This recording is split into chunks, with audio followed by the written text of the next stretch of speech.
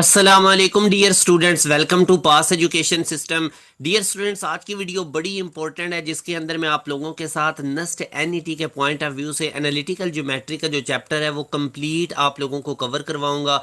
और जितने भी पास पेपर्स में क्वेश्चंस नस्ट में आए हैं वो तमाम आप लोगों के साथ शेयर किए जाएंगे। इसके अलावा ये वाला जो लेक्चर है, जिन बच्चों ने कॉम सेट्स या एनटीएस के टेस्ट देने हैं या जिन बच्चों ने यूईटी का टेस्ट देना है, तो उनके लिए भी ये बहुत ज़्यादा बेनिफिशियल है। तो डियर स्टूडेंट्स, अब हम स्टार्ट करते हैं। सबसे पहले आप लोगों को जो दो पॉइंट्स हैं उनके दरमियान डिस्टेंस निकालना आना चाहिए। फॉर एग्जांपल, एक पॉइंट हमारे पास x1 y1 है और दूसरा पॉइंट हमारे पास x2 y2 है। तो मेरा बेटा, मैं आपको बता देता हूँ जो जो फार्मूलाज यूज होंगे। तो डिस्टेंस फार्मूला हमारे पास क्या होता है, x2 - x1 होल स्क्वायर। इसी तरह प्लस का साइन दरमियान में डालना है, y2 - y1 होल स्क्वायर। ऊपर इसके ऊपर रूट आ जाएगा। तो मेरा बेटा, ये अब आप लोगों ने फार्मूलाज याद रखने हैं। जो मैं आपको बता रहा हूँ ये आप लोगों के यूटिलाइज होंगे। इसी तरह एक हमारे पास होता है रेशो फार्मूला। फॉर एग्जांपल, ये दो पॉइंट्स हैं x1 y1। इनको कोई एक तीसरा पॉइंट किस रेशियो में डिवाइड करता है, ठीक है। वो पॉइंट के कोऑर्डिनेट्स एक्स वाई हैं। तो ये इस ए बी पॉइंट को, फॉर एग्जांपल, ये जो ए के कोऑर्डिनेट्स थे ये x1 y1 थे और ये जो बी के कोऑर्डिनेट्स थे ये x2 y2 थे। और एक पी पॉइंट इनकी जो लाइन बन रही है ए और बी को मिलाने से, उसको k1 और k2 रेशियो में डिवाइड कर रहा है। तो अब ये जो बेटा रेशियो फार्मूला होता है ना, कि अगर कोई पॉइंट दो पॉइंट से मिलने वाली लाइन को k1 और k2 रेशियो में डिवाइड करे, तो उस पॉइंट्स के जो कोऑर्डिनेट्स होते हैं ना मेरा बेटा, उनका फार्मूला होता है k1 x2 + k2 x1 over k1 + k2। ये फार्मूलाज अब आप लोगों ने नोट रखने हैं, आपकी टेक्स्ट बुक में भी लिखे हुए हैं। इसी तरह जो वाई वाला कोऑर्डिनेट्स है वो भी k1 होगा तो साथ y2 लिख दें, प्लस k2 होगा तो साथ y1 लिख दें और नीचे k1 और k2 को ऐड कर दें। तो ये रेशियो फार्मूला है। जब कोई एक पॉइंट दो पॉइंट से मिलने वाली लाइन को किसी खास रेशियो में डिवाइड करे तो फिर हम ये वाला रेशियो फार्मूला यूज करते हैं। ठीक हो गया डियर स्टूडेंट। इसके अलावा एक मिड पॉइंट फार्मूला होता है। तो mid point formula dear students आप लोग कैसे निकालते हैं, वो भी बिल्कुल सिंपल सा ही है। आप लोगों ने x के अंदर x वाला पार्ट ऐड करके दो पे डिवाइड कर देना है और y के अंदर y वाला पार्ट ऐड करके दो पे डिवाइड कर देना है। तो ये हमारे पास आ जाएगा मिड पॉइंट फार्मूला। तो ये सारे फार्मूलाज मेरा बेटा आप लोगों को पता होने चाहिए, इन्होंने ही आगे यूटिलाइज होना है। आप लोगों के ये बहुत ज़्यादा फार्मूलाज यूज होंगे। इसके अलावा डियर स्टूडेंट, जो स्लोप होता है ना लाइन का, ठीक है, स्लोप निकालने के भी तीन मेथड होते हैं, आपको पता होनी चाहिए।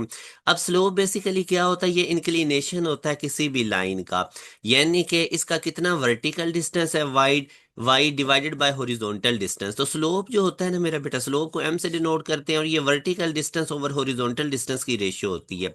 जितनी कोई चीज़ वाई एक्सिस के करीब होगी उतना उसका स्लोप ज़्यादा होगा, और जितनी कोई लाइन एक्स एक्सिस की तरफ झुकेगी उतना उसका स्लोप कम होगा।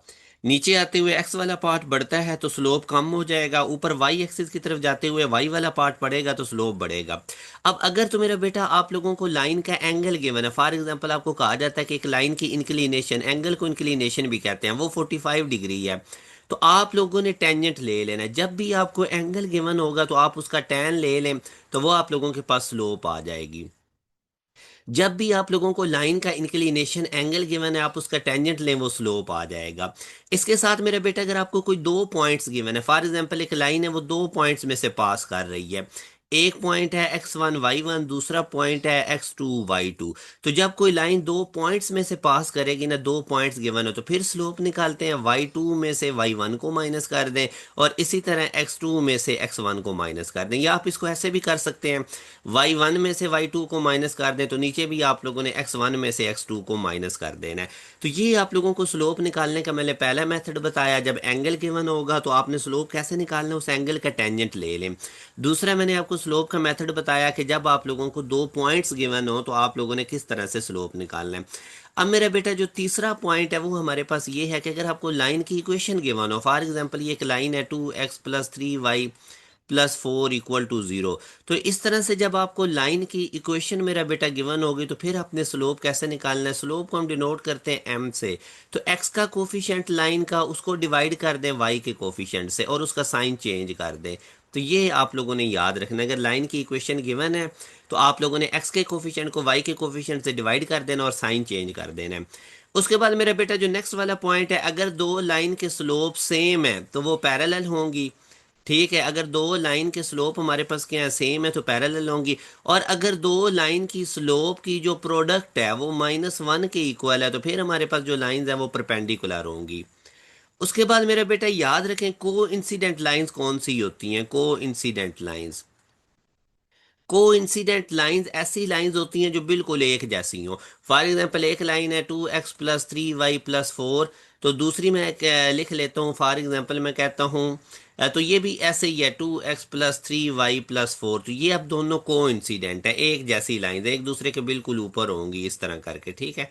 या फिर ऐसे भी हो सकता है कि एक लाइन को किसी नंबर पे डिवाइड करने से वो दूसरी लाइन जैसी बन जाए, तो वो भी को इंसिडेंट होंगी। तो जब भी आपसे कभी क्वेश्चन पूछा जाए ना कि दो लाइंस पैरेलल हैं, परपेंडिकुलर हैं, या पैरेलल नहीं है, या को इंसिडेंट है, तो सबसे पहले आपने को इंसिडेंट चेक करना है। अगर तो दो लाइंस बिल्कुल एक जैसी बन जाए किसी नंबर पे डिवाइड करने से, तो फिर वो को इंसिडेंट होंगी। ठीक है बेटा, ये चीज याद रखें। ये बेटा अब जितने भी की पॉइंट्स हैं ना, वो सारे मैं आपको बताता जाऊंगा जो यूटिलाइज होंगे, जिस तरह के पास पेपर्स में कॉन्सेप्ट्स आए हैं, ताकि एक दफा ना आपको पूरे चैप्टर रिकॉल हो जाएगा। अच्छा, उसके बाद हमारे पास ये, अब आप लोगों को मैंने स्लोप के रिलेटेड बता दिया। अब हम कुछ लाइंस की इक्वेशंस के बारे में बात कर लेते हैं कि अगर आप लोगों के पास मेरा बेटा ये एक लाइन है, फॉर ये एक्स एक्सिस है, वाई एक्सिस है, यहाँ पे एक लाइन है, ठीक है। तो इसका अब ओरिजिन से लेके जहाँ पर लाइन वाई इंटरसेक्ट को कट कर रही है, वाई इंटरसेप्ट बना रही है, इसको सी कहते हैं, जिस डिस्टेंस को।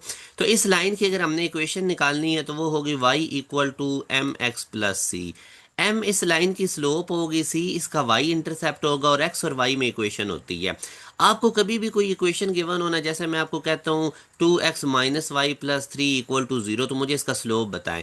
एक तो तरीका ये है कि आप x के कोफिशिएंट को y के कोफिशिएंट से डिवाइड करके साइन चेंज कर दें। दूसरा तरीका ये है कि आप यहाँ से इसको y इंटरसेप्ट फॉर्म में कन्वर्ट कर लें, मतलब y को सेपरेट कर लें। अब ये -y दूसरी साइड पे जाकर क्या हो जाएगा, +y, और इधर लेफ्ट साइड पे बचेगा 2x + 3।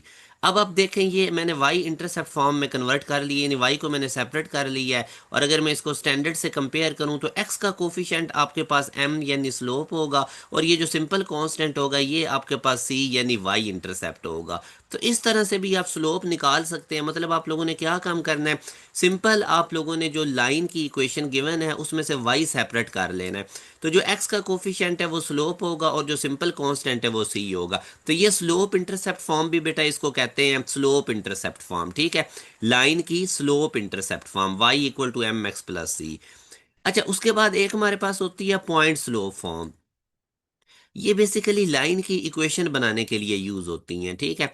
अब फॉर एग्जांपल एक लाइन है ये वाली, ये एक पॉइंट में से पास कर रही है, वो पॉइंट है x1 y1, और इस लाइन की स्लोप भी आपको पता है m है। तो फिर इसकी जो इक्वेशन बनेगी ना बेटा, इसको हम लिखते हैं y - y1 = m × x - x1। ये पॉइंट स्लो फॉर्म है, इसकी मदद से लाइन की इक्वेशन बनाते हैं। जब लाइन एक पॉइंट में से पास कर रही है जो कि x1 y1 है, और उस लाइन की जो स्लोप है वो m है। ठीक हो गया मेरा बेटा। एक होती है two intercept form. Two intercept form, ये जब लाइन हमारी एक्स एक्सिस को और वाई एक्सिस को भी कट करती है ना, फॉर एग्जांपल ये एक लाइन है, ये एक्स एक्सिस वाई एक्सिस को भी कट कर रही है और एक्स एक्सिस को भी कट कर रही है, एक्स को ए पॉइंट पे कर रही है, वाई को बी पॉइंट पे। तो जब टू इंटरसेप्ट फॉर्म्स गिवन हो, तो फिर लाइन की इक्वेशन होती है x/a + y/b = 1। तो इसको हम कहते हैं टू इंटरसेप्ट फॉर्म। तो मेरी कोशिश यही है कि जिन एरियाज में से क्वेश्चंस आते हैं ना, मैं सिर्फ उन्हीं के ऊपर ही आपका फोकस रखवाऊं, ठीक है। अच्छा, उसके बाद मेरे बेटा, अगर आपको इस तरह से दो लाइंस गिवन है, ठीक है, एक ये वाली लाइन गिवन है, दूसरी ये लाइन गिवन है। अब इस लाइन को मैं डियर स्टूडेंट्स कह देता हूं कि ये दो पैरेलल लाइंस है, ठीक है। दो पैरेलल लाइंस के दरमियान अमूमन आपसे डिस्टेंस पूछा जाता है, ठीक है। तो ये भी अब आपको पता होना चाहिए, मैं आपको बताता जाता हूँ। ये अब आपके पास दो लाइंस हैं, ठीक है। अब इन दो पैरेलल पैरेलल लाइंस की पहचान ये होती है कि उनमें एक्स और वाई के कोफिशिएंट्स एक जैसे होंगे। अगर नहीं भी, तो आप किसी एक लाइन को किसी नंबर पे डिवाइड करेंगे तो एक्स और वाई के कोफिशिएंट सेम हो जाएंगे। तो दो पैरेलल लाइंस के दरमियान मेरा बेटा जो डिस्टेंस निकालते हैं ना, वो हम क्या कम करते हैं, जो इनके ये कॉन्स्टेंट्स डिफरेंट होंगे, C1 में से C2 को सब्ट्रैक्ट कर दें। डिस्टेंस कभी भी नेगेटिव नहीं आता, अगर कोई नेगेटिव आंसर आए तो उसको आपने पॉजिटिव कर देना, इसलिए मैंने ऊपर मॉडुलस लगाया। और नीचे एक्स और वाई के कोफिशिएंट्स का स्केयर कर दें। अब एक्स का कोफिशिएंट a है और वाई का कोफिशिएंट b है, ऊपर अंडर रूट ले लें। तो ये मेरा बेटा फार्मूला होता है दो पैरेलल लाइंस के दरमियान डिस्टेंस निकालने का। ये भी इसने पास्ट पेपर्स में पूछा हुआ है और आपसे पूछ सकता है, आपको पता होना चाहिए, ठीक है। उसके बाद मेरा बेटा आगे अगर मैं आपको बताऊं ना, इसमें एक और इम्पोर्टेंट चीज़ है। अब दो लाइंस के दरमियान एंगल कैसे निकालते हैं वो भी आपको पता होना चाहिए। एंगल बिटवीन टू लाइंस, ठीक है, एंगल बिटवीन टू लाइंस। अब वो जो दो लाइंस है उनके स्लोप आपको गिवन होंगे, पहली लाइन का स्लोप m1 और दूसरी लाइन का स्लोप m2। तो मेरा बेटा जब भी आप लोगों ने सिंपल दो लाइंस के दरमियान का एंगल निकालना है ना, तो दूसरी लाइन के स्लोप में से पहली लाइन सब्ट्रैक्ट कर दें और नीचे इन दोनों के स्लोप की प्रोडक्ट्स को वन में ऐड कर दें। तो ये फार्मूला भी याद रखें, ये यूटिलाइज होगा आपको, वो दो लाइंस के स्लोप दे के आपसे ये निकलवाएगा। ठीक है मेरा बेटा। उसके बाद आगे अब एक और कॉन्सेप्ट जो मैंने आपको बताना है कि हमारे पास जो एक इक्वेशन होती है homogeneous equation of degree two, homogeneous equation of degree two, वो अब आपको पता होना चाहिए। मैं इधर से बताता हूँ आपको। होमोजीनियस इक्वेशन का आपको पता, होमोजीनियस इक्वेशन होती है जिसमें हर टर्म की डिग्री सेम होती है। अगर किसी टर्म की डिग्री सेम नहीं होगी तो वो होमोजीनियस नहीं होगी। तो होमोजीनियस इक्वेशन सेकंड डिग्री कौन सी होगी, मैं इसकी जर्नल फॉर्म आपके सामने लिखता हूँ। ये कुछ पॉइंट्स है जो बड़ा मैं प्रिसाइज करके और टू द पॉइंट करके आपको चीज़ें बताता जा रहा हूँ। फिर मैं आपको पास पेपर्स के क्वेश्चंस भी करवाता हूँ। आपको फिर आइडिया हो जाएगा कि नस्ट में किस तरह के क्वेश्चंस आते रहे। बी वाई स्केयर, ठीक है, इक्वल टू जीरो। तो ये इसी तरह आपको ना इस चैप्टर में से बेसिक सारी चीज़ें पता चल जाएंगी। तो ये मेरा बेटा जो हमारे पास है ना, इसको हम कहते हैं होमोजीनियस। होमोजीनियस इक्वेशन क्यों कहते हैं? टर्म इसमें तीन है, प्लस माइनस के बाद एक टर्म बनती है।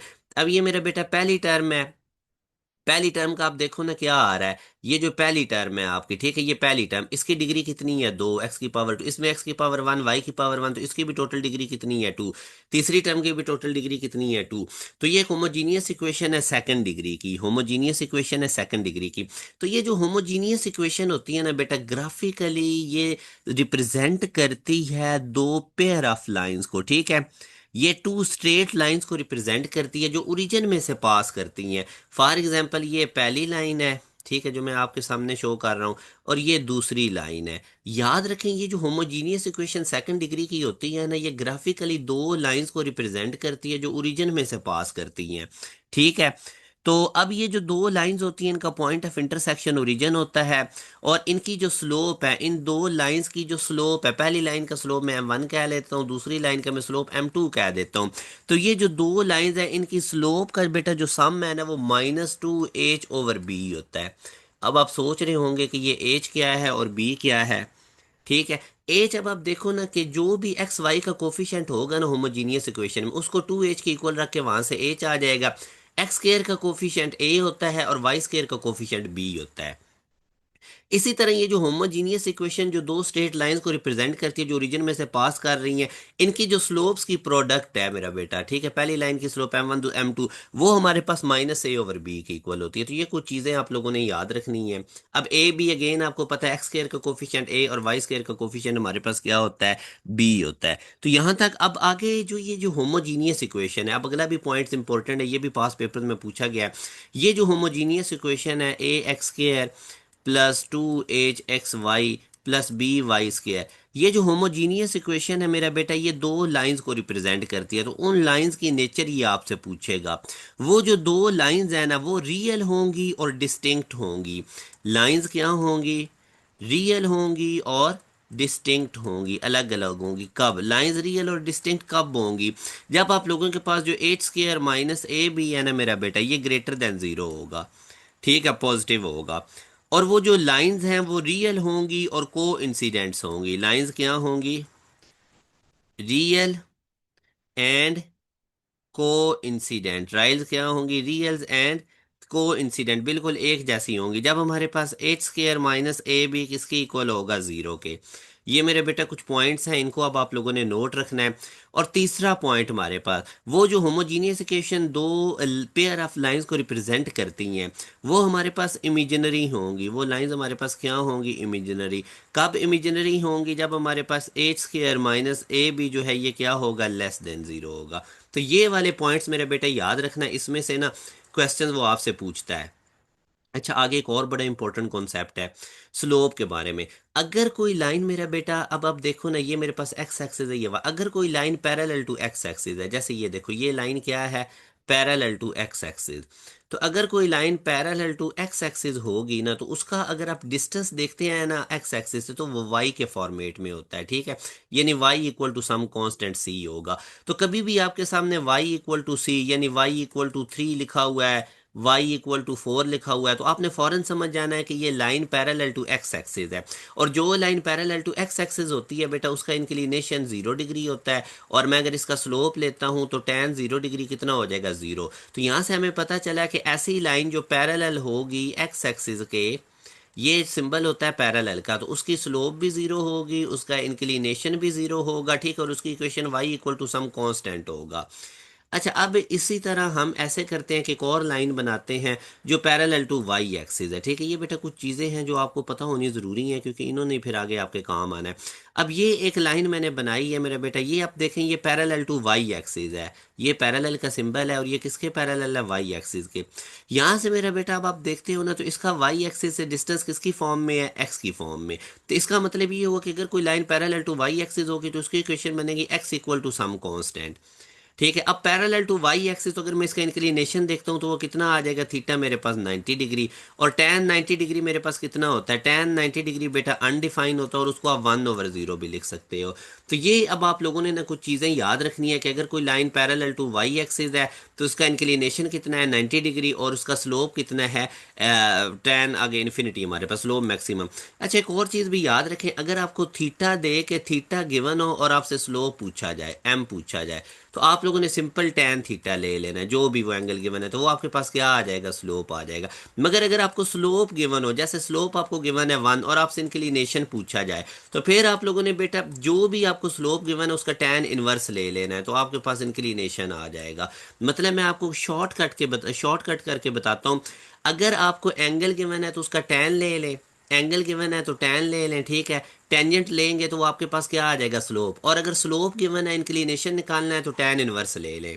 तो फिर आप लोगों ने क्या ले लेना है, tan इनवर्स, ठीक है। अब जैसे फॉर एग्जांपल मैं आपको कहता हूँ कि एक लाइन है, वो एक x इक्वल टू 2 लाइन की इक्वेशन है, तो इसका मुझे स्लोप भी बताएं और इसका मुझे इंक्लिनेशन भी बताएं।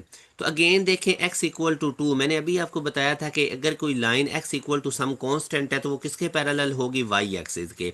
अब ये मैंने एक लाइन बनाई है, y एक्सिस के पैरेलल है, तो ये देखें इसका जो डिस्टेंस है वो x इक्वल टू कांस्टेंट की फॉर्म में है लाइन से। तो x इक्वल टू 2 हमारे पास एक ऐसी लाइन है जो किसके पैरेलल है, जो पैरेलल टू वाई एक्सिस है। और जो line parallel to y axis होती है उसका एंगल कितना होता है, 90 डिग्री, और उसका टेंजेंट कितना होता है, tan 90 डिग्री कितना हो जाएगा, इन्फिनिटी, जिसको हम 1/0 कहते हैं। तो आई होप अब आप लोगों को ना ये वाला कॉन्सेप्ट क्लियर हो गया। इसी तरह अगर मैं आप लोगों के सामने लिख देता हूँ कि एक लाइन है मेरे पास जो कि अब मैं फॉर एग्जांपल करता हूँ, y इक्वल टू 4 है, तो इसका मुझे बताएं इंक्लिनेशन कितना होगा। अगेन देखें, y इक्वल टू 4 एक ऐसी लाइन है जो एक्स एक्सिस के पैरेलल है, तो इसका डिस्टेंस तभी y इक्वल टू कॉन्स्टेंट सामने। तो ये वाली line y equal to 4 parallel to x axis है, पैरेलल टू एक्स एक्सिस अगर ये है लाइन, तो मेरा बेटा इसका स्लोप क्या हो जाएगा, 0 डिग्री, सॉरी इसका इंक्लिनेशन क्या हो जाएगा, 0 डिग्री, और इसका स्लोप क्या हो जाएगा, tan 0, और tan 0 डिग्री हमारे पास क्या होता है, 0, ठीक है। तो आई होप अब आप लोगों को ये मैंने एक दफ़ा रिकॉल करवा दी हैं सारी चीज़ें। एक बस इसमें कॉन्सेप्ट रह गया था कि अगर मेरा बेटा एक पॉइंट गिवन है x1 y1 और एक लाइन की इक्वेशन गिवन है, ये एक लाइन है ax plus b y plus c, आपको कहा जाता है इस पॉइंट का लाइन से डिस्टेंस निकालो d। तो उसके लिए अब आप लोगों ने ना ये फार्मूला याद रखना है कि जब कभी भी आप लोगों ने पॉइंट का लाइन की इक्वेशन से डिस्टेंस निकालना है, तो आप भला क्या काम करेंगे, बताएं जी, क्या काम करेंगे। आप लोगों ने सिंपल उस पॉइंट को उठा के लाइन की इक्वेशन में पुट कर देना है, ठीक है। एक्स और वाई की जगह पे वो पॉइंट पुट करें, जो भी डिस्टेंस आएगा, वो जो भी आंसर आएगा उसको पॉजिटिव लेना है, क्योंकि डिस्टेंस कभी भी नेगेटिव नहीं होता। और नीचे इस लाइन के एक्स और वाई के जो कोफिशिएंट्स हैं ना, उनका स्क्वायर करके ऊपर अंडर रूट ले लेना है। तो this is the formula to calculate the distance between a point and a line, ठीक है। इसको भी आप नोट रखें। सम टाइम आपको एक लाइन की इक्वेशन गिवन होती है और एक पॉइंट गिवन होता है, आपको कहा जाता है कि ये जो पॉइंट है ये इस लाइन से अबव है, इस लाइन ऑन दी लाइन है, या बिलो दी लाइन है। तो आप लोगों ने जो भी लाइन की इक्वेशन है उसमें पहले y का कोफिशिएंट पॉजिटिव कर देना है, अगर नेगेटिव हुआ तो फिर वो पॉइंट उठा के लाइन की इक्वेशन में पुट करें। अगर आंसर 0 आ गया वो पॉइंट ऑन द लाइन होगा, अगर आंसर पॉजिटिव आ गया वो पॉइंट अबव द लाइन होगा, और अगर आंसर नेगेटिव आ गया तो वो पॉइंट बिलो द लाइन होगा। तो ये मेरा बेटा इसके सारे की कॉन्सेप्ट्स थे जो आप लोगों के यूटिलाइज होंगे। तो अभी अब मैं आप लोगों को जितने भी नस्ट के पास्ट पेपर्स के क्वेश्चंस हैं, तो ये इक्वली इंपॉर्टेंट लेक्चर्स हैं, कॉमसेट, एनटीएस, यूईटी, फास्ट वगैरह की मैथ के लिए भी, तो वो अभी मैं आपको करवाता हूँ क्योंकि इनके कॉन्सेप्ट सबके सेम होते हैं। तो अभी आप लोगों ने फुल तवज्जो रखनी है। जी तो डियर स्टूडेंट, अब हम स्टार्ट करते हैं पहला पास्ट पेपर का क्वेश्चन जो कि नेक्स्ट में आया हुआ है। Which of the following can represent the slope of a line. हमने स्लोप ऑफ अ लाइन निकालना है, ठीक है। Whose one point lies on the negative x axis and other point lies on the negative y axis. तो मैं मेरे बेटा आप लोगों के सामने थोड़ा सा ये ड्रॉ भी करता हूँ ताकि आपको आइडिया हो जाए। अब आप देखें ना, हमारे पास जो, अगर मैं यहाँ पे वाई एक्सिस और यहाँ पे मैं एक्स एक्सिस बनाता हूँ, ठीक है। अब वो कहता है कि एक पॉइंट नेगेटिव एक्स एक्सिस की तरफ है, तो नेगेटिव एक्स एक्सिस इधर ही होता है ना, यहाँ पे। इधर तो एक्स पॉजिटिव होता है, फॉर एग्जाम्पल इधर अब इसका कोऑर्डिनेट बन जाएगा -x, और यहाँ पे वाई वाला पार्ट क्या हो जाएगा, 0। ठीक है।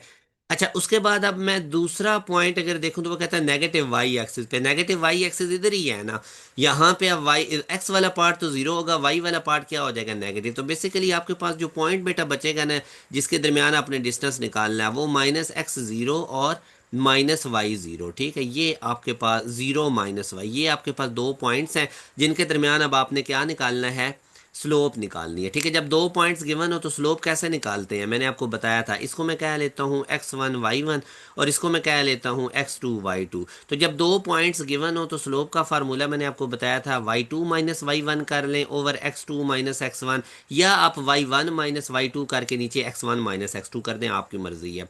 तो अब y2 मेरा बेटा मेरे पास कितना है, -y, और y1 मेरे पास कितना है, -0, डिवाइडेड बाय x2 मेरे पास कितना है, ये x2 मेरे पास 0 है, और ये मेरा बेटा अगर आप देखोगे तो x1 मेरे पास कितना है, -x। तो इसको हम सॉल्व करेंगे तो -y/x। ठीक है। तो जो मेरे पास स्लोप आई है मेरा बेटा, स्लोप वो मेरे पास क्या आ गई है, m स्लोप आ गई है -y/x। तो ऑप्शन में अगर आप चेक करेंगे तो beta is the right answer, -y/x। इस तरह अब आप सिर्फ, उसने ना सीधे सीधे आपको दो पॉइंट्स नहीं बताए। तो तो आगे अब अगर आप देखेंगे तो आप क्या काम करेंगे, आप मतलब सिंपल, मैंने आपको ना कॉन्सेप्ट्स देने के लिए, नेगेटिव एक्स एक्सिस पे जो पॉइंट होगा वहां पे जाहिर है वाई वाला कोऑर्डिनेट 0 हो जाएगा। ठीक है। और जो नेगेटिव वाई एक्सिस पे कोऑर्डिनेट होगा वहां पे एक्स वाला पार्ट 0 हो जाएगा। तो ये आप लोगों ने देखना है।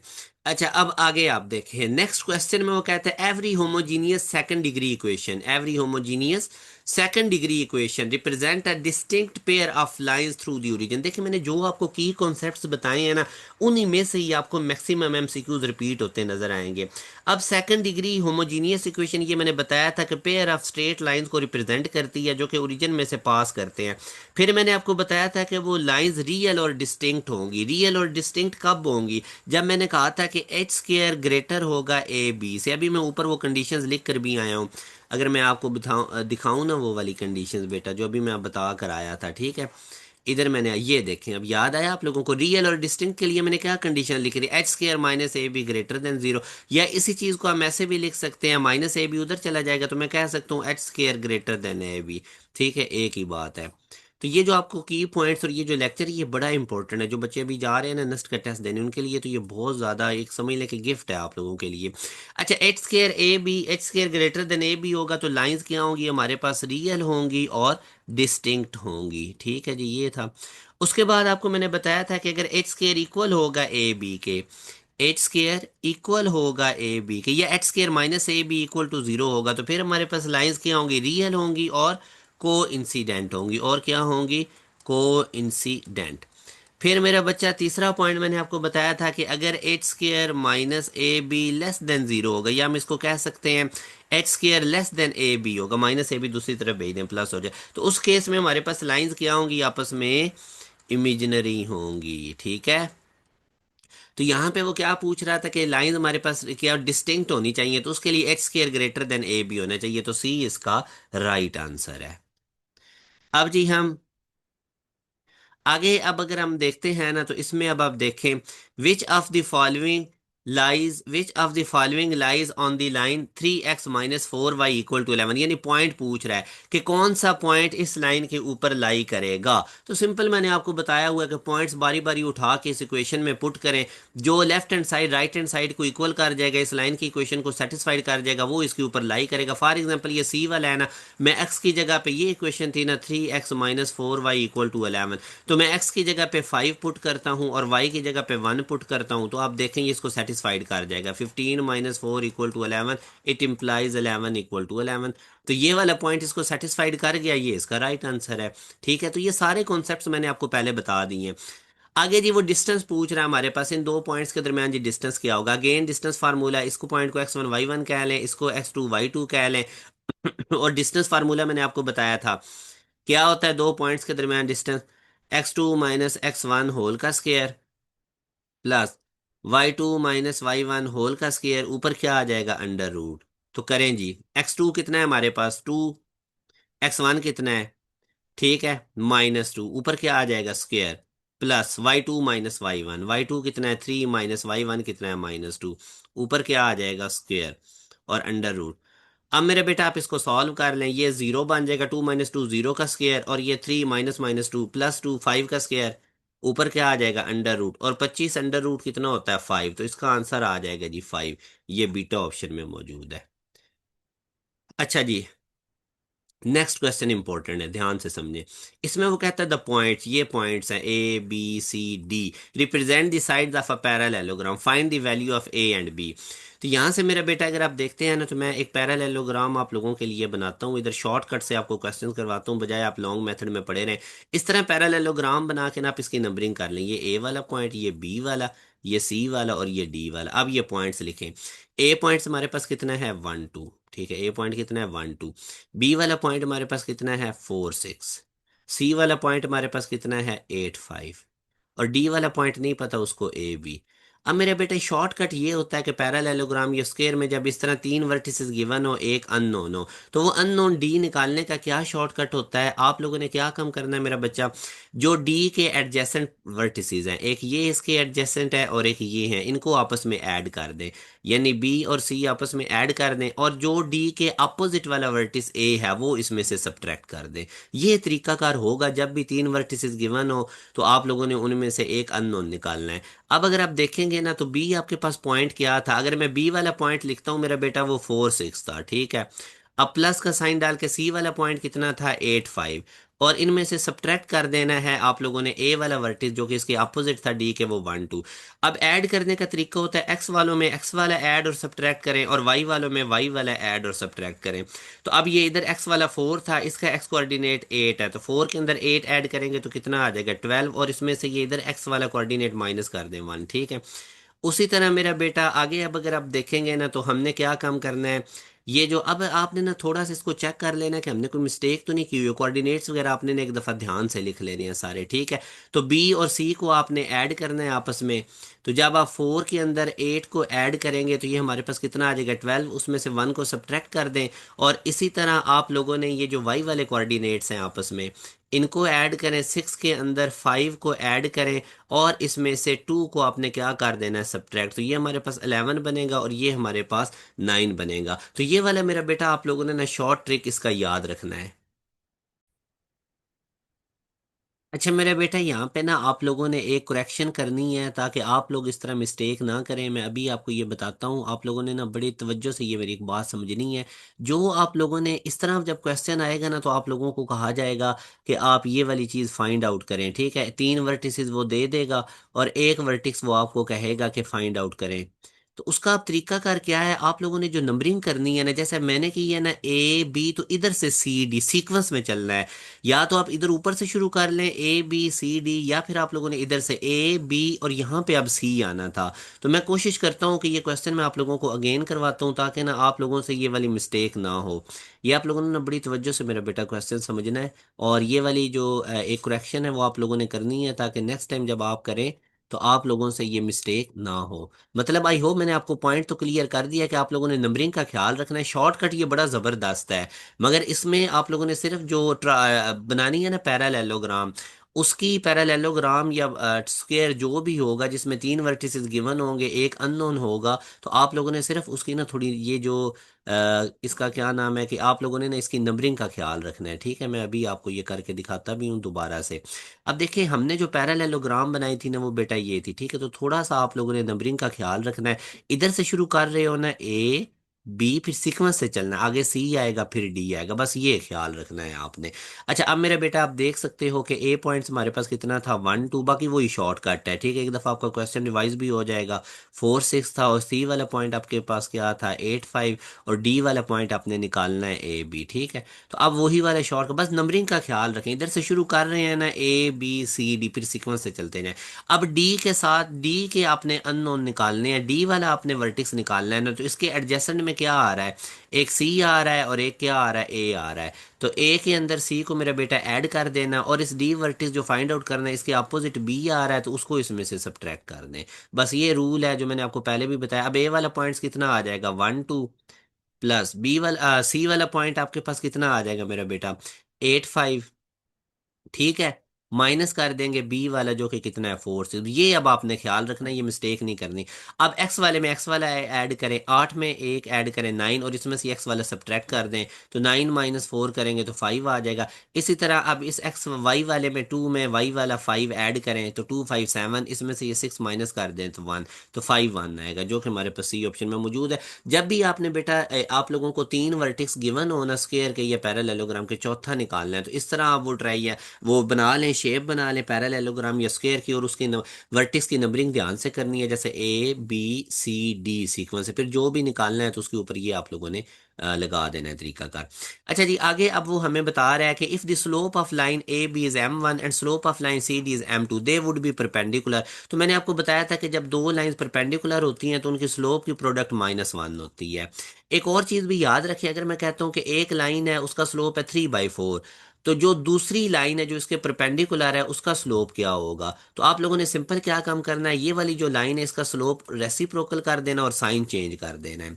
जब भी दो लाइंस आपस में परपेंडिकुलर होंगी तो एक लाइन के स्लोप को दूसरी लाइन के साथ आपने कैसे काम करना है, उसका स्लोप रेसिप्रोकल करके साइन चेंज कर देना है। अब अगर आप इनकी प्रोडक्ट लेंगे तो वो -1 नहीं आएगी। जब भी दो लाइंस मेरा बेटा आपस में परपेंडिकुलर होंगी तो उनकी स्लोप की प्रोडक्ट -1 होती है। तो मैं इसको ऐसे भी लिख सकता हूँ, -1 इधर आ जाएगा, तो इसको मैं लिख सकता हूँ 1 + m1 m2 = जो कि बीटा ऑप्शन में मौजूद है हमारे पास। अब मैं मेरे बेटा नेक्स्ट क्वेश्चन की तरफ मूव करता हूं, तो इसमें वो कहता है कि if A is the inclination of a line with positive x axis, what would be the slope. तो ये मैंने आपको बताया था कि जब आपको इंक्लिनेशन, फॉर एग्जांपल ये ए या अल्फा इंक्लिनेशन गिवन है, तो आप उसका टेंजेंट ले लेंगे तो वो हमारे पास क्या आ जाएगा, स्लोप आ जाएगा। ठीक है, तो ये जो मैंने आपको स्टार्ट में थ्योरी बताई है ना, वो काफ़ी इसमें से रिपीटेड चीज़ें हैं। अब अगेन देखें, find the equation of the line parallel to line x = 6। आप लोगों ने एक लाइन की इक्वेशन निकालनी है और वो लाइन x = 6 के पैरेलल है और इसमें से पास कर रही है। मेरे बेटा मैंने आपको बताया था कि x = सम कांस्टेंट आ जाए तो वो कौन सी लाइन होती है, किसके पैरेलल होती है, वो पैरेलल टू y एक्सिस होती है। यही मैंने आपको बताया था ना कि पैरेलल टू y एक्सिस अगर कोई लाइन होगी तो उसका x = c की फॉर्म में, तो इसका मतलब ये x = 6 जो है ये पैरेलल टू y एक्सिस है। तो हमारे पास ऐसी ही इक्वेशन होनी चाहिए जो x = सम कांस्टेंट हो। तो सी ऑप्शन भी नहीं हो सकता, डेल्टा भी नहीं हो सकता, अब इन दो में से होगा। मगर आगे वो कह रहा है कि वो जो लाइन इस x = 6 के पैरेलल है वो इस पॉइंट में से गुजर रही है 5 7, मतलब उसका x वाला कोऑर्डिनेट क्या है, 5, और उसका y वाला कोऑर्डिनेट क्या है, 7। तो अब अगर आप देखें ना तो x = 7 ये हमारे पास ये नहीं हो सकता, क्योंकि उसका जो वो वाली जो लाइन है ना जो पैरेलल x = 6 के है, मतलब कि जो पैरेलल टू y एक्सिस है, वो इस पॉइंट को सेटिस्फाइड करनी चाहिए। तो अगर आप बीटा ऑप्शन में देखें ना, इसमें x किसके इक्वल है, 5 के। अब ये वाली जो लाइन है चूंकि ये इस पॉइंट 5 7 में से पास कर रही है, तो अगर मैं x की जगह पे 5 इसमें पुट करता हूँ तो ये 5 = 5 आएगा। इसका मतलब ये लाइन इस वाकई पॉइंट में से भी पास कर रही है क्योंकि पॉइंट इसको सेटिस्फाइड कर रहा है, और ये इसके भी पैरेलल है क्योंकि ये भी x = 6 है और ये भी सम x = सम कांस्टेंट 5 है। तो आई होप ये वाला क्वेश्चन भी मेरा बेटा आप लोगों को क्लियर हो गया है। आगे वो कहता है हमारे पास एक लाइन है वो परपेंडिकुलर है वाई एक्सिस के, is drawn whose distance from y axis, उसका वाई एक्सिस से डिस्टेंस कितना है, 4। ठीक है, उसका वाई एक्सिस से डिस्टेंस कितना, विच of the following will represent the equation of the line. तो ये वाला क्वेश्चन मेरे बेटा अब आप लोग ट्राई करें कैसे होगा। अच्छा बेटा, अब इस क्वेश्चन में देखें ना, क्वेश्चन के अंदर वो आपको बता रहा है कि एक line perpendicular to y axis is drawn whose distance from y axis is 4। अब y equal to some which of the following will represent the equation of the line. अब y equal to some constant है। अब देखो ना मेरे बेटा, अगर मैं आपके सामने ये एक लाइन ड्रॉ करता हूँ, ये वाली लाइन जो कि किसके पैरेलल है, पैरेलल टू एक्स एक्सिस। अब ये वाली जो लाइन है ना, एक तो ये परपेंडिकुलर है वाई एक्सिस पे, ये वाई एक्सिस है। तो ये जो मैंने लाइन बनाई है ना, ये देखें, ये वाई एक्सिस के परपेंडिकुलर है, और इसका डिस्टेंस अगर आप देखेंगे ना, तो ये y equal to some constant है। तो ये y इक्वल टू 4 बेसिकली। अब वो कहता है line perpendicular to y axis drawn whose distance from the y axis is 4। अब ये y इक्वल टू जो सम कांस्टेंट है ना, ये वाली वो लाइन है जो परपेंडिकुलर है y एक्सिस के, और इसका डिस्टेंस भी अब आप देखें ना y equal to some constant की फॉर्म में है, तो ये इसका राइट आंसर है। ठीक है, तो यही उसने बताया था कि उसका डिस्टेंस कितना होना चाहिए, 4। ये मैं आपको चीज पहले उधर थ्योरी में भी एक्सप्लेन करके आया हूँ। अच्छा, अब नेक्स्ट क्वेश्चन में मेरा बेटा देखें, उसी तरह वो दो पॉइंट्स बता रहा है और कह रहा है कि इनके दरमियान स्लोप निकालो। तो पहले पॉइंट को आपने x1 y1 कह लेना है, और दूसरे पॉइंट को x2 y2 कह लेना है। तो स्लोप हमारे पास कितना हो जाएगा, y2 - y1 over x2 - x1। तो y2 कितना है 9, माइनस y1 कितना है 8 ओवर x2 कितना है 7, माइनस x1 कितना है 1। तो ये आ जाएगा 9 - 8 1 आ जाएगा, और ये 8 1/8, और इसको जब 1 को 8 पे डिवाइड करेंगे तो 0.125, ये राइट आंसर है। ठीक है, डिवीजन सिंपल सी करके देख लेनी। आगे जी वो कहता है हमारे पास, calculate the slope of line form by the joining the points. इन दो पॉइंट्स को मिलाने से जो लाइन बनती है उसका स्लोप। अब मेरा बेटा आप देखें ना, तो इसका क्या हो जाएगा x1 y1, और इसका क्या हो जाएगा x2 y2। दो पॉइंट्स के दरमियान स्लोप निकाल लेंगे। स्लोप का क्या फार्मूला है, दो पॉइंट्स के दरमियान y2 - y1 over x2 - x1। ठीक है, तो y2 कितना है 7, y1 कितना है 5 ओवर x2 - x1। तो ये आ जाएगा 2/4 जो कि 1/2। तो हमारे पास कितना आ जाएगा 1/2। नेक्स्ट क्वेश्चन में मेरा बेटा वो हमें कह रहा है कि अगर हमारे पास ये देखे, if 11 is, if x - y + 3 and 12 is, find the angle between the lines. इन दो लाइंस के दरमियान हमने एंगल निकालना है। इफ लाइन, अच्छा ये लाइन 1 और लाइन 2 है, ठीक है, ये लाइन 1 है और ये L2 का मतलब लाइन 2। तो इनके दरमियान के एंगल निकालना है। तो एंगल दो लाइंस के दरमियान मैंने अभी बताया था ना, tan थीटा क्या फार्मूला होता है, m2 - m1/1 + m1 m2 निकल जाएगा। कैसे भला, आपको स्लोप आने चाहिए। लाइन की इक्वेशन गिवन हो तो स्लोप मैंने बताए हैं आपको, दो तरीके बताए थे। या तो y इंटरसेप्ट फॉर्म में y को सेपरेट कर लो, इस फॉर्म में करके जो x का कोफिशिएंट होगा वो स्लोप होगा। या फिर मैंने बताया था कि x का कोफिशिएंट, जैसे ये लाइन, इसमें x का कोफिशिएंट क्या है 1, डिवाइडेड बाय y का कोफिशिएंट जो कि -1 है, और उसका क्या चेंज कर दें, साइन। तो ये कितना आ जाएगा हमारे पास 1। तो m1 मेरे पास कितना आ गया 1। ठीक है, और इसी तरह दूसरी लाइन का स्लोप भी आप निकाल लो। क्या तरीका बताया था, x का कोफिशिएंट जो कि x का कोफिशिएंट यहाँ पे 1 है, डिवाइडेड बाय y का कोफिशिएंट जो कि 1 है, और उसका साइन चेंज कर दें, तो ये कितना आ गया -1। तो m2 मेरे पास कितना आ गया -1। ठीक है, तो अब मैं इसमें वैल्यूज प्लग इन करता हूँ। तो tan थीटा मेरा बेटा जब मैं निकालता हूँ तो वो मेरे पास क्या आ जाएगा, tan थीटा मेरे पास आ जाएगा m2 - m1। तो m2 मेरे पास कितना आया है, m2 मेरे पास -1 आया है, माइनस m1 मेरे पास कितना आया है, m1 मेरे पास कितना आया था, m1 मेरे पास 1 आया था, डिवाइडेड बाय 1 प्लस, तो यहां से अब आप देखेंगे m1 कितना था 1 और m2 कितना था -1। तो ऊपर -2 और नीचे ये 1 -1। तो ये अगर आप देखेंगे तो नीचे जीरो आ गया, डिनोमिनेटर में जीरो आ जाए तो वो क्या हो जाता है, अनडिफाइंड। और tan किस एंगल में इन्फिनिटी आंसर देता है, वो π/2 मतलब के 90 डिग्री में। तो यूं इसका राइट आंसर हमारे पास 90 डिग्री। अच्छा जी, अब आगे नेक्स्ट क्वेश्चन में वो कहता है product of slopes of two perpendicular line is. तो ये मैंने आपको बताया हुआ है कि जब दो लाइंस आपस में परपेंडिकुलर होंगी तो उनकी प्रोडक्ट -1 की इक्वल होगी। अगर एक लाइन का स्लोप गिवन है तो दूसरी परपेंडिकुलर लाइन का स्लोप कैसे निकलेगा, इसका रेसिप्रोकल करें और साइन चेंज कर दें। ठीक है, तो दो परपेंडिकुलर लाइंस की स्लोप -1। आगे वो कहता है what is the slope of a line having an equation y = 0। तो x एक्सिस के ऊपर अगर कोई लाइन है तो उसका y = 0 होता है, ये उसकी इक्वेशन होती है। अगर x = 0 हो तो इसका मतलब है वो लाइन y एक्सिस के ऊपर है। ठीक है, मगर यहाँ पे y = 0 था तो ये लाइन x एक्सिस के ऊपर है, और x एक्सिस के ऊपर जो लाइन होती है उसका इंक्लिनेशन भी 0 होता है और उसका स्लोप भी 0 डिग्री होता है। उसका स्लोप भी 0 होता है और इंक्लिनेशन भी 0 डिग्री। आगे जी वो हमें कहता है कि if slope of two lines is equal, अगर दो लाइंस की स्लोप हमारे पास इक्वल है तो वो पैरेलल होंगी। ठीक है, अगर दो लाइंस की स्लोप की प्रोडक्ट -1 की इक्वल है तो वो परपेंडिकुलर होंगी। आगे जी वो कहता है find the distance between the a b points, अच्छा इन दो पॉइंट्स के दरमियान डिस्टेंस निकालना, आई होप आप लोग निकाल लेंगे। ये x1 y1 है और ये वाला पॉइंट क्या है, x2 y2 है। तो इनके दरमियान डिस्टेंस फार्मूला निकाल लगा लें, x2 माइनस x1 होल का square plus y2 minus y1 whole का स्क्वायर, ऊपर क्या आ जाएगा, अंडर रूट। तो यहाँ से अब आप देखें x2 मेरे पास जी कितना है, -2 - 3 होल स्क्वायर हो जाएगा, प्लस y2 कितना है, -4 - 1 होल स्क्वायर हो जाएगा, ऊपर क्या आ जाएगा, अंडर रूट। तो ये 25 बन जाएगा, ये भी 25 बन जाएगा, तो ये 50 अंडर रूट बनेगा। ठीक है, तो 50 अंडर रूट ये अल्फा ऑप्शन में मौजूद है। उसके बाद मेरा बेटा नेक्स्ट वाला क्वेश्चन है ये, अब आप जरा देखें कैसे होगा, वीडियो पॉज करके एक दफा इसको सॉल्व करें। जी तो डियर स्टूडेंट्स, इस क्वेश्चन के अंदर अब आपसे वो पूछ रहा है सेंट्राइड आपने निकालना है, ठीक है, ट्राई एंगल का। तो सेंट्राइड बेटा क्या होता है, मैंने आपको बड़ी डिटेल में बताया हुआ है, पहले आप सेंट्राइड को समझें, सेंट्राइड होती क्या चीज़ है, ठीक है। आप किसी भी वर्टेक्स से ट्राई एंगल के सामने वाली साइड पे एक लाइन ड्रॉ करें जो बिल्कुल उसके मिड पॉइंट पे आए, ठीक है। तो ये वाली जो लाइन होती है ना, इसको हम कहते हैं मीडियन। अब इस वर्टेक्स से मैं इस सामने वाली साइड पे इस तरह से लाइन ड्रॉ करूं कि ये बिल्कुल इसके मिड पॉइंट पे आए, ठीक है। तो ये इसका सेंट्राइड होगा। फिर इस वर्टेक्स से मैं एक लाइन ड्रॉ करता हूं इस तरह के सामने वाली साइड के मिड पॉइंट पे जाए। तो ये जो मीडियन तीन बने हैं ना, इनका जो पॉइंट ऑफ इंटरसेक्शन होता है दैट इज कॉल्ड सेंट्राइड। ठीक है मेरा बेटा, सेंट्राइड हो गया क्लियर। अब सेंट्राइड हम कैसे निकालते हैं, फॉर एग्जांपल ये वाला वर्टिस था x1 y1, बी वाला वर्टिस था x2 y2, सी वाला वर्टिस था x3 y3। तो सेंट्राइड निकालने के लिए ना मेरा बेटा, ये वाला जो सेंट्राइड, आप एक्स वाले तीनों पार्ट ऐड करके 3 पे डिवाइड करोगे और वाई वाले भी तीनों पार्ट ऐड करके 3 पे डिवाइड करोगे, ठीक है। तो अब यही काम हमने करना है, इधर एक्स वाला पार्ट 4 है, इधर -2 है, इधर 4 है।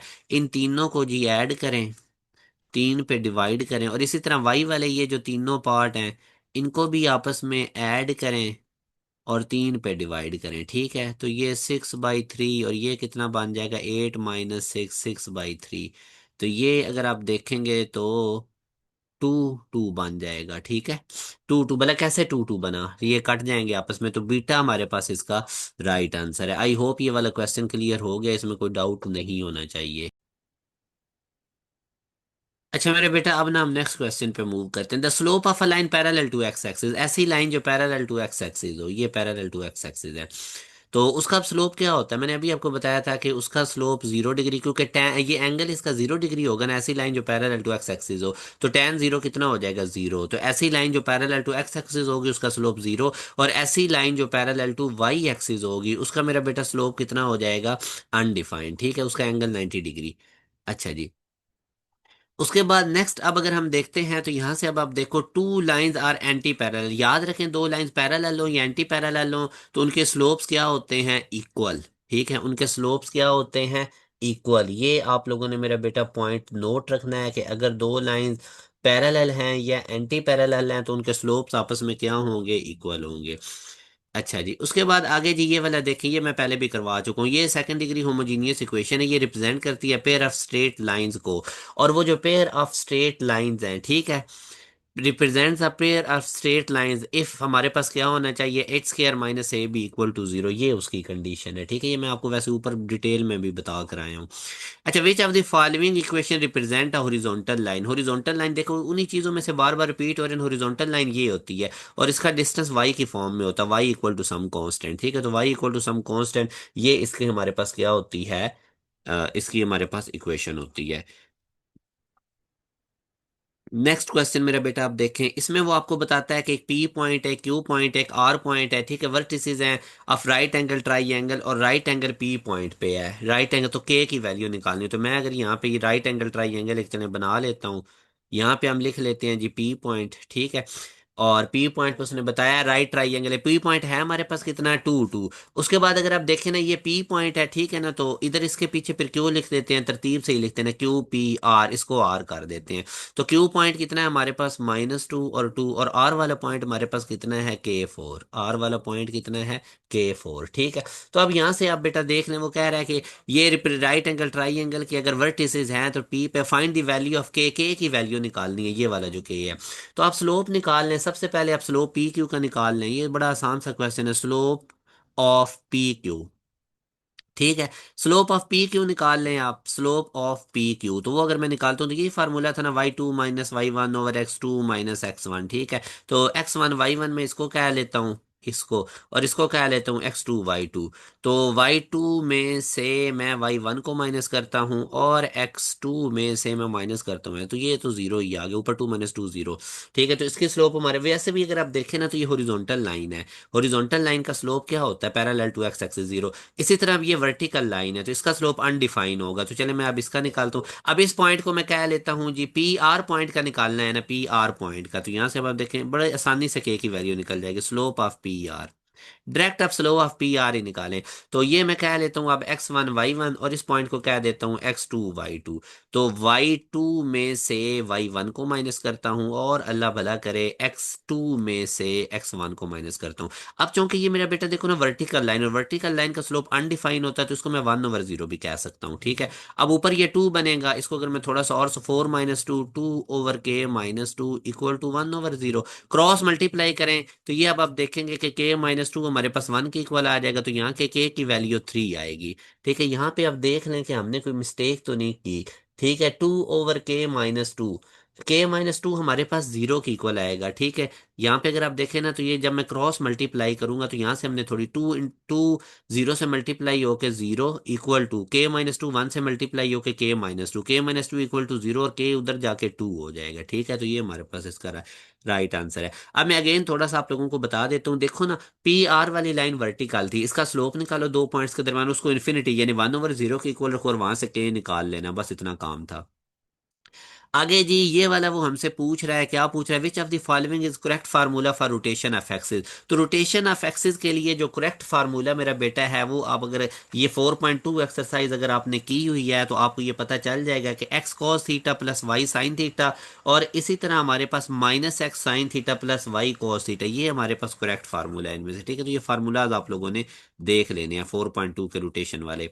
आगे जी वो कहता है शॉर्टेस्ट डिस्टेंस निकालो इस पॉइंट का इस लाइन की इक्वेशन से। अब अगेन देखो, पॉइंट का लाइन की इक्वेशन से वो डिस्टेंस पूछ रहा है, तो मैंने आपको इसका तरीका कार बताया था कि आप लोगों ने सिंपल क्या काम करना है, एक्स और वाई की जगह पे ये जो पॉइंट है ना x1 y1, इसको प्लग इन कर दें, तो ये इस लाइन की इक्वेशन में मैं एक्स की जगह पे ये पॉइंट 1 पुट करूंगा और वाई की जगह पे मैं ये वाला पॉइंट 2 पुट करूंगा, ठीक है। और ये डिस्टेंस फार्मूले के लिए ये आ जाएगा डिवाइडेड बाय, अब ये एक्स का कोफिशिएंट 3 है और वाई का कोफिशिएंट -4, उनके स्क्वायर करके ऊपर अंडर रूट ले लूंगा। तो ये अब आप देखोगे ना, 3 × 1 = 3, 3 में 10 ऐड करेंगे 13, 13 में से 8 माइनस करेंगे तो 5, और डिवाइडेड बाई ये 9 + 16, ऊपर क्या आ जाएगा अंडर रूट, तो ये 5/5 बनेगा जो कि 1 आएगा, तो डिस्टेंस कितना आ गया 1, ठीक है।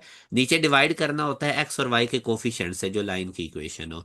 उसके बाद ये नेक्स्ट वाले क्वेश्चन में वो हमें कहता है कि एक लाइन इस पॉइंट में से गुजर रही है और वो परपेंडिकुलर है एक और लाइन के जिसका स्लोप ये है, what is the equation of the line. तो पॉइंट स्लो फॉर्म, अच्छा एक तो बात ये है कि वो जो लाइन है वो इस पॉइंट में से पास कर रही है, तो ये पॉइंट डेफिनेटली सेटिस्फाइड करेगा, ये वाला पॉइंट डेफिनेटली क्या करेगा, सेटिस्फाइड। तो चेक कर लेते हैं, फॉर एग्जांपल इस इक्वेशन को देखें, 4x - 3y -1 इक्वल, इसमें ये पॉइंट पुट करें क्योंकि ये लाइन इस पॉइंट में से पास कर रही है, तो वो पॉइंट डेफिनेटली इसको क्या करेगा, सेटिस्फाइड। तो 4 - 4 0 = 0।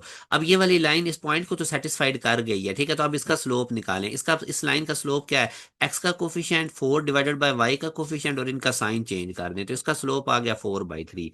और आगे दूसरी जो लाइन थी उसका स्लोप हमारे पास कितना था, -3/4। तो यहाँ से हमें पता चल गया कि इन दोनों के स्लोप की प्रोडक्ट जो है, अगर ये मैं इसको मल्टीप्लाई करूँ -3/4 से तो वो -1 नहीं आता, तो यहाँ से हमें पता चल गया ये लाइन इस एक के परपेंडिकुलर है जिसका स्लोप -3/4 है, ठीक है।